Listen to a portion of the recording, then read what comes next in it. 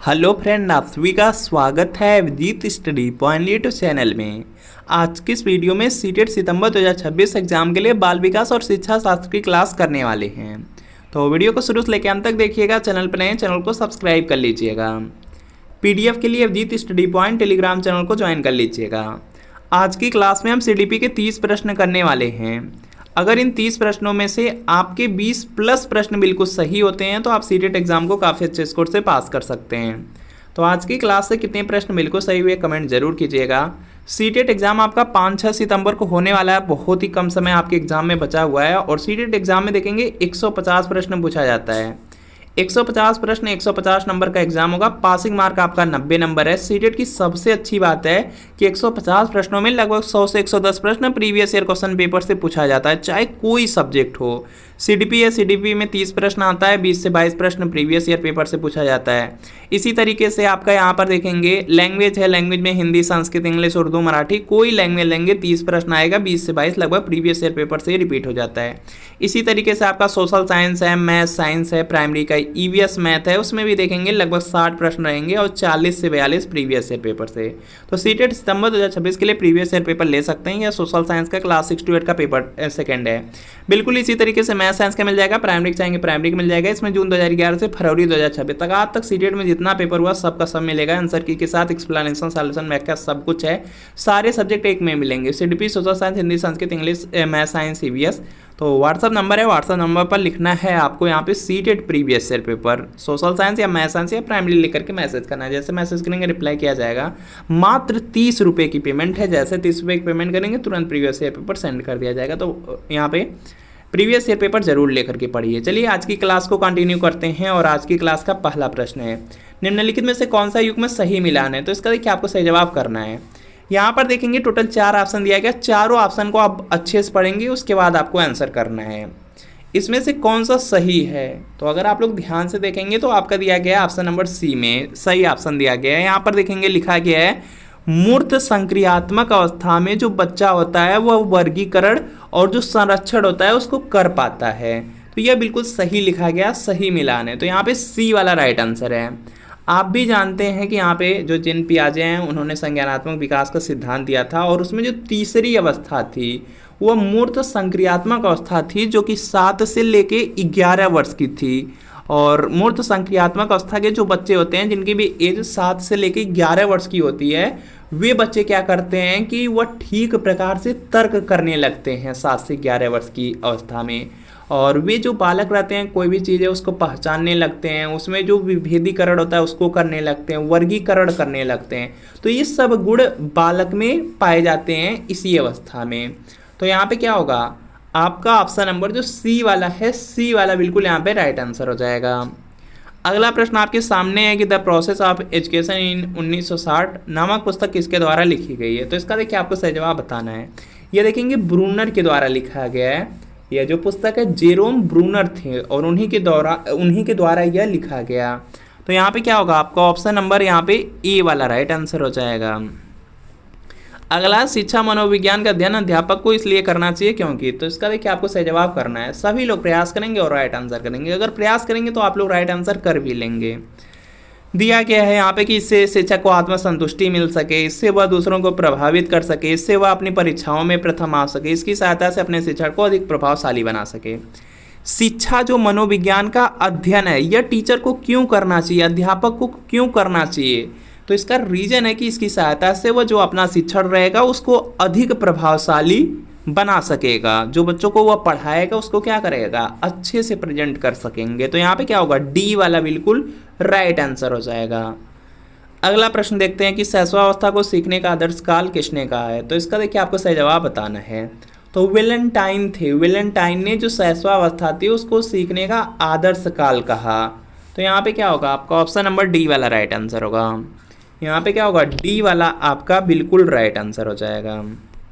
अगला देखते हैं प्रश्न। यहाँ पे अगला प्रश्न दिया गया है संज्ञानात्मक विकास का अर्थ है। तो इसका देखिए आपको सही जवाब करना है और यहाँ पे इसका राइट आंसर होगा संज्ञानात्मक विकास का अर्थ होता है अभियोग्यता का विकास होता है।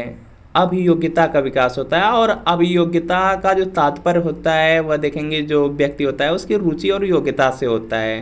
तो यहाँ पे क्या होगा, संज्ञानात्मक विकास का अर्थ है तो यह होगा अभियोग्यता का विकास, जो कि दिया गया बी वाले में, तो बी वाला आपका राइट आंसर होगा।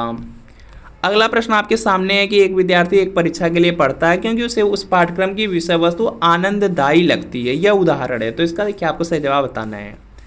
कोई भी विद्यार्थी किसी परीक्षा के लिए पढ़ रहा है और इसलिए पढ़ रहा है क्योंकि उसका जो पाठ्यक्रम है, पाठ्यक्रम की जो भी विषय वस्तु है उसको अच्छी लग रही है, तो इसका देखेंगे वह आंतरिक अभिप्रेरणा का यहाँ पे क्या होगा, उदाहरण होगा। तो यहाँ पे क्या होगा, ए वाला आपका राइट आंसर हो जाएगा। ए वाला क्या होगा, राइट आंसर हो जाएगा।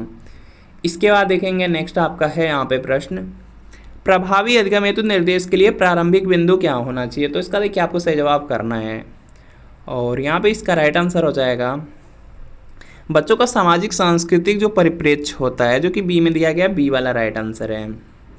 निम्न में से कौन से यहाँ पे कथन सीखने की प्रक्रिया की विशेषता नहीं मानना चाहिए। तो इसका देखिए आपको सही जवाब बताना है।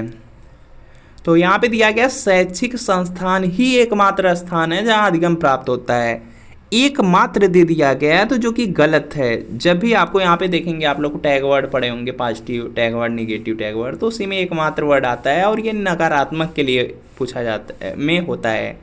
तो यहाँ पर देखेंगे यही हो जाएगा आपका राइट आंसर हो जाएगा। इसको यहाँ पर देखेंगे सीखने की प्रक्रिया जो होती है उसकी विशेषता नहीं मानना चाहिए, क्योंकि ऐसा नहीं है कि जो आपके विद्यालय होते हैं या जो शैक्षिक संस्थान होते हैं वही एक स्थान है जहाँ पर आप अधिगम प्राप्त कर सकते हैं, मतलब कुछ सीख सकते हैं। बहुत जगह है, जरूरी नहीं है कि स्कूल नहीं जा रहे हैं तो आप कुछ सीख नहीं पाएंगे, तो ये गलत है। तो यहाँ पे क्या होगा, ए वाला राइट आंसर है, यह विशेषता नहीं है। बाकी के ऑप्शन देखेंगे, सीखना एक व्यापक प्रक्रिया है, यह बात आपकी सही है। इसके बाद भी देखेंगे जैसे सीखना लक्ष्योन्मुखी होता है, यह भी सही है।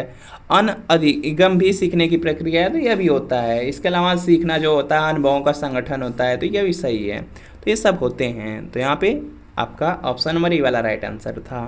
हम करके सीखते हैं किसने कहा। तो इसका देखिए आपको सही जवाब बताना है और यह कहा था डॉक्टर जो मेस थे, डॉक्टर मेस का कथन है कि हम करके सीखते हैं। तो यहाँ पर क्या होगा, आपका ऑप्शन नंबर ए वाला राइट आंसर हो जाएगा। अगला देखेंगे यहाँ पे कि निम्नलिखित में से किस अधिगम सिद्धांत द्वारा पुरस्कार और दंड किसी व्यक्ति के विकास को दिशा देता है। तो इसका देखिए आपको सही जवाब बताना है। तो यहाँ पे इसका राइट आंसर हो जाएगा, यह है जो BF स्किनर थे उनका उन्हीं का यहाँ पे जो स्किनर वाला अधिगम का सिद्धांत है उसके अंतर्गत है, जिसको आप लोग पढ़े होंगे क्रिया प्रसूत अनुबंधन सिद्धांत। उसी में पुरस्कार और दंड की बात किया गया था। तो यहाँ पर क्या होगा, आपका ऑप्शन नंबर ए वाला बिल्कुल यहाँ पे क्या होगा, राइट आंसर हो जाएगा। अगला शिक्षा का उद्देश्य है, तो इसका देखिए आपको सही जवाब बताना है और यहाँ पे इसका राइट आंसर हो जाएगा शिक्षा का उद्देश्य अच्छा नागरिक बनाना है, तो यह तो आपका सही होगा। ऐसे व्यक्तियों का निर्माण जो समाज के लिए उपयोगी हो, तो यह भी सही है। व्यवहारिकता का निर्माण करना, यह भी सही है। शिक्षा का उद्देश्य सब अच्छे नागरिक बनाना, ऐसे व्यक्तियों का निर्माण जो समाज के लिए उपयोगी हो और जो व्यवहारिकता होती है उसका भी निर्माण करना, तो यहाँ पे डी वाला राइट आंसर होगा। ये सब के सब क्या है, शिक्षा के उद्देश्य हैं। इसके अलावा बहुत सारे हैं, जैसे आप लोग पढ़ेंगे व्यक्तित्व का निर्माण करना, और व्यक्तित्व का निर्माण करना हो गया, या सत्य का ज्ञान कराना, या जो मानसिक क्षमता होती है उसका विकास करना, या जो बच्चों का सर्वांगीण विकास होता है वह शिक्षा का उद्देश्य होता है। तो यहाँ पे क्या होगा, डी वाला यहाँ पे राइट आंसर होगा, उपर्युक्त सभी। अगला प्रश्न आपके सामने है कि पाठ्य योजना है एक, तो इसका देखिए आपको सही जवाब बताना है। पाठ्य योजना आपका विस्तृत कक्षा की शिक्षण योजना होती है, तो यहाँ पर ए वाला बिल्कुल यहाँ पे राइट आंसर हो जाएगा। तो यहाँ पे क्या होगा, यहाँ पे ए वाला राइट आंसर होगा। इसके बाद देखेंगे नेक्स्ट प्रश्न है यहाँ पे, देखिए पाठ्य योजना क्या होता है। पाठ्य योजना जब भी कोई भी टीचर होता है किसी कक्षा में पढ़ाने जाना रहता है, तो उसके पहले जो कार्य करता है, जो पूरी तैयारी करता है, जो प्रकरण बनाता है, तो वही होता है आपका पाठ्य योजना। और जो पाठ्य योजना बनाई जाती है उसमें जो बच्चे होते हैं उनको पहले से कितना ज्ञान है उसके आधार पर बनाया जाता है। तो यहाँ पे ये वाला राइट आंसर है। अगला प्रश्न है कि ध्यान आकर्षित होने में यहाँ पे किसकी प्रमुख भूमिका होती है। तो इसका देखिए आपको सही जवाब बताना है। तो यह उद्दीपन की तीव्रता होती है, जो कि ए में दिया गया, ए वाला राइट आंसर है। एक अच्छा अध्यापक विद्यार्थियों के मध्य बढ़ावा देता है, तो इसका देखिए आपको सही जवाब बताना है। एक अच्छा अध्यापक विद्यार्थियों के मध्य बढ़ावा देता है, तो यहाँ पे क्या होगा, सहयोग की भावना को। ऑप्शन नंबर जो बी वाला है, बी वाला राइट आंसर है। अगला आनुवांशिकता तंत्र के अध्ययन के क्षेत्र में नवीन शोध किस दिशा की ओर अग्रसर है, तो इसका देखिए आपको सही जवाब बताना है। और यहाँ पे इसका राइट आंसर होगा उपरोक्त सभी हो जाएगा, जो कि यहाँ पे डी में दिया गया, डी वाला आपका बिल्कुल राइट आंसर है। सम्मिलित शिक्षा की सफलता निर्भर है, तो इसका देखिए आपको सही जवाब करना है। और यहाँ पे इसका राइट आंसर होगा अध्यापकों में अभिवृत्त्यात्मक परिवर्तन पर, जो कि डी में दिया गया, डी वाला राइट आंसर है। जो बच्चे सामान्य बच्चों से काफ़ी हट के होते हैं उन्हें इस रूप में जाना जाता है, तो यहाँ पे इसका राइट आंसर होगा उनको असाधारण बच्चे यहाँ पे बोला जाता है, मतलब वो एक्सेप्शनल चिल्ड्रेन होते हैं। तो यहाँ पे क्या होगा, डी वाला बिल्कुल यहाँ पे राइट आंसर होगा। अगला देखते हैं प्रश्न यहाँ पे, एक 10 वर्ष के बालक की बुद्धि लब्धि कितनी होगी जिसकी मानसिक आयु 12 वर्ष है, तो इसका देखिए आपको सही जवाब बताना है। सीधा यहाँ पे फार्मूला लगाना है, और फार्मूला सबको याद है कि यहाँ पे बुद्धि लब्धि बराबर आपका होता है मानसिक आयु, यहाँ पे होता है मानसिक आयु, और बटे में आपका होता है वास्तविक आयु, गुणे में क्या रहता है 100 रहता है। और जो फार्मूला है सिर्फ फार्मूला में जो वैल्यू है उसको आपको क्या करना है, रख देना है। तो यहाँ पर देखेंगे, सबसे पहले यहाँ पर देखेंगे मानसिक आयु आपको यहाँ पे दिया गया, मानसिक आयु आपको यहाँ पर दिया गया है 12 है, तो यहाँ पे 12 लिख लीजिए। अपान का यहाँ पे साइन लगाना है या बटे का साइन लगाना है, और यहाँ पर देखेंगे दिया गया एक 10 वर्ष के बालक की बुद्धि लब्धि आपसे पूछा जा रहा है, मतलब वास्तविक जो आयु है वह 10 वर्ष दिया गया है, यहाँ पे 10 लिख लीजिए। और करना है आपको 100 से गुणा, तो इस 10 से यह 10 बार में डिवाइड हो जाएगा, 12 का 10 में गुणा कर दीजिएगा, 12 का 10 में गुणा करेंगे 120 आ जाएगा। और 120 देखेंगे किस ऑप्शन में है, 120 दिया गया सी वाले में, तो सी वाला आपका राइट आंसर हो जाएगा। बुद्धि लब्धि कितनी आएगी, सी आएगा, 120 आएगी, सी में दिया गया। किसने व्यक्तित्व के किसी भी सिद्धांत को प्रतिपादित नहीं किया है, तो इसका देखिए आपको सही जवाब बताना है। तो यहाँ पे इसका राइट आंसर होगा BF स्किनर ने नहीं किया है, तो यहाँ पे क्या होगा, ए वाला आपका यहाँ पे राइट आंसर हो जाएगा। इसके बाद देखते हैं नेक्स्ट प्रश्न आपका दिया गया है यहाँ पे, किसने कहा कि 2 बालकों में समान योग्यताएं नहीं होती हैं, तो इसका देखिए आपको सही जवाब बताना है। तो यह हरलाक का कथन था, हरलाक ने कहा था कि जो 2 बालक होते हैं उनमें समान योग्यताएं नहीं होती हैं, तो ये ए वाला राइट आंसर होगा। इसके बाद देखेंगे नेक्स्ट आपका है यहाँ पे, और जो हरलाक थे उन्होंने कहा था कि कोई भी 2 व्यक्ति है वह बिल्कुल एक जैसे नहीं होते हैं। किसी को भी अगर आप लोग देखेंगे तो ऊंचाई हो गया, वजन हो गया, रंग हो गया, रूप हो गया, या जो प्रतिक्रिया की गति रहती है, या जो व्यवहार होता है उसमें देखेंगे अंतर आपको मिल ही जाएगा, तो यह होता है। तो यहाँ पे क्या होगा, ए वाला आपका राइट आंसर है। अगला कौन से गुण अच्छे मानसिक स्वास्थ्य के नहीं हैं, तो इसका देखिए आपको सही जवाब बताना है। अच्छे मानसिक स्वास्थ्य की अगर बात किया जाए तो जो नियमित जीवन है, संवेगात्मक परिपक्वता है, यह होगा। आत्मविश्वास, सहनशीलता रहती है अच्छे मानसिक स्वास्थ्य में। बहुत विनीत या स्वयं में सीमित, यह देखेंगे अच्छे मानसिक स्वास्थ्य नहीं है, यहाँ पर देखेंगे यह अच्छे मानसिक स्वास्थ्य नहीं है, तो यहाँ पे क्या होगा, सी वाला आपका राइट आंसर हो जाएगा। बाकी जो वास्तविकता है उसकी स्वीकृति हो या स्व मूल्यांकन की योग्यता, यह अच्छे मानसिक स्वास्थ्य के अंतर्गत आ जाता है। तो यहाँ पे क्या होगा, आपको ऑप्शन नंबर जो सी वाला दिया गया, सी वाला बिल्कुल राइट आंसर होगा। इसके बाद देखेंगे यहाँ पे, क्योंकि देखिए जो स्वयं में सीमित होता है वह क्या होता है, अंतर्मुखी व्यक्ति के लक्षण होते हैं, जो कि सही नहीं है। तो यहाँ पे क्या होगा, सी वाला राइट आंसर है। अगला व्यक्तित्व के संगठन का स्वरूप है, तो इसका देखिए आपको सही जवाब बताना है। तो यहाँ पे इसका राइट आंसर होगा मनोवैज्ञानिक शारीरिक हो जाएगा, तो यहाँ पे बी वाला राइट आंसर है। अगला हाल का सिद्धांत निम्न में से किसकी व्याख्या करता है, तो इसका देखिए आपको सही जवाब बताना है। हाल का जो सिद्धांत है वह देखेंगे जो किशोरों का मनोविज्ञान है उसकी व्याख्या करता है, तो डी वाला आपका राइट आंसर हो जाएगा। डी वाला क्या होगा, राइट आंसर हो जाएगा। अगला देखेंगे प्रश्न है कि निम्न में से कौन सा शिक्षण का सूत्र नहीं है, तो इसका देखिए आपको सही जवाब करना है।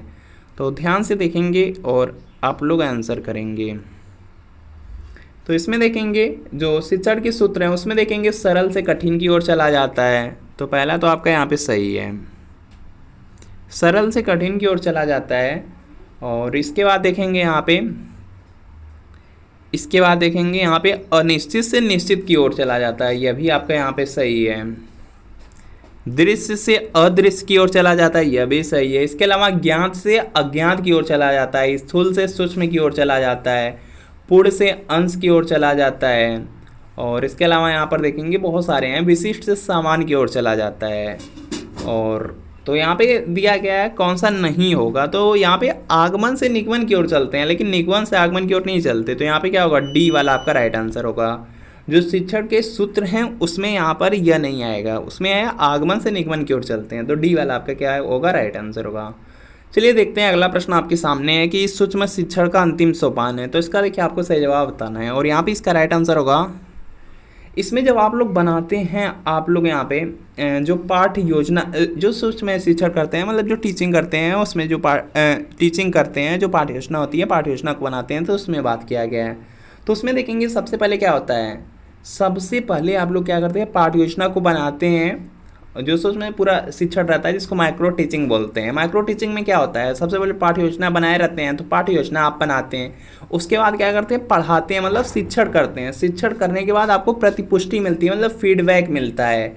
फीडबैक मिलने के बाद आप क्या करते हैं, फिर से प्लान बनाते हैं, मतलब पुनः योजना बनाते हैं। पुनः योजना के बाद पुनः शिक्षण करते हैं, मतलब फिर से क्या करते हैं, रीटीचिंग करते हैं। रीटीचिंग के बाद क्या होता है, पुनः प्रतिपुष्टि या आपका रीफीडबैक होता है। तो वही बात किया गया है, रीफीडबैक की बात किया जा रहा है। तो सी वाला राइट आंसर है। सूक्ष्म शिक्षण में क्या होता है, पुनः प्रतिपुष्टि बिल्कुल लास्ट में आता है।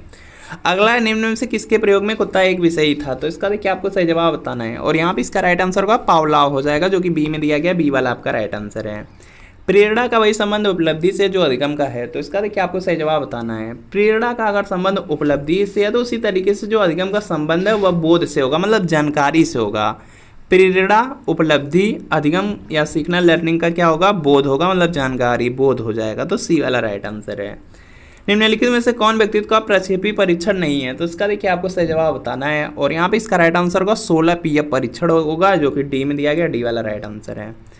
क्रेसमर ने व्यक्तित्व को निम्न में से किस प्रमुख प्रकार में वर्गीकृत किया है। तो इसका देखिए आपको सही जवाब बताना है, और यहाँ पे इसका राइट आंसर होगा उपरोक्त सभी हो जाएगा।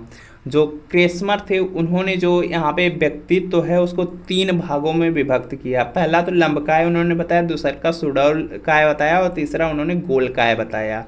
तो ये तीनों के तीनों दिए गए हैं, तो यहाँ पे डी वाला क्या होगा, राइट आंसर हो जाएगा। अगला प्रश्न आपके सामने है कि निम्न में से कौन सा वृद्धि और विकास का प्रथम चरण है। तो इसका देखिए आपको सही जवाब बताना है, और क्या होगा, आपका शारीरिक विकास होगा, जो कि बी में दिया गया, बी वाला आपका क्या होगा, राइट आंसर हो जाएगा। इसके बाद देखेंगे, यहाँ से प्रश्न सब एंड हो चुके हैं, बाकी आपको कमेंट करना है 30 प्रश्न में कितने प्रश्न बिल्कुल सही हुए, कमेंट कर दीजिएगा। और जो सीटेट के लिए प्रीवियस ईयर पेपर, इसको एक बार लेकर के जरूर पढ़ लीजिए एग्जाम से पहले, बहुत ज़्यादा इससे आपको हेल्प मिलती है एग्जाम में। तो व्हाट्सअप नंबर यहाँ पे दिया गया है, और इसी व्हाट्सअप नंबर पर लिखना है सीटेट प्रीवियस ईयर पेपर। मात्र 30 रुपये की पेमेंट है, तो इसको परचेज करके जरूर आप लोग पढ़ लीजिए एग्जाम से पहले। तो मिलते हैं फ्रेंड नेक्स्ट वीडियो में।